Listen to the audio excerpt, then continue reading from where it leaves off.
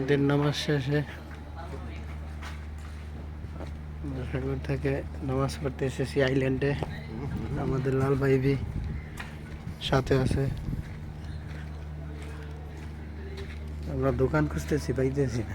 নামাজের পর দোকান বন্ধ। ওরা বলতেছে 2 ঘন্টা পরে খুলবে। এটা মালদ্বীপের একটা আইল্যান্ড।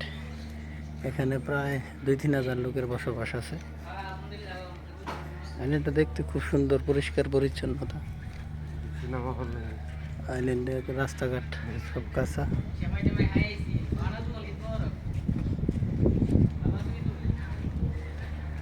দোকানপাটও কম।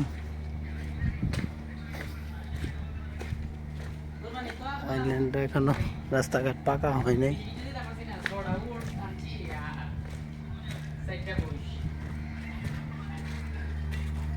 গাছের সাজ নেই, শুকিয়ে গেছে, খাওয়ার মানুষ নাই, 12 মাসই আসে।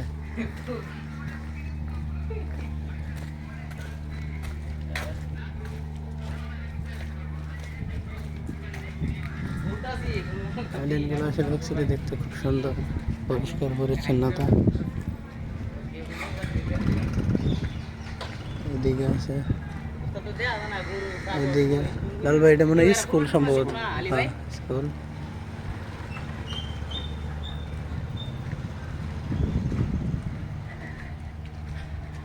খুব সুন্দর। হ্যাঁ, আজকে এখন তুই রাখি, পরে আবার শুরু করবো।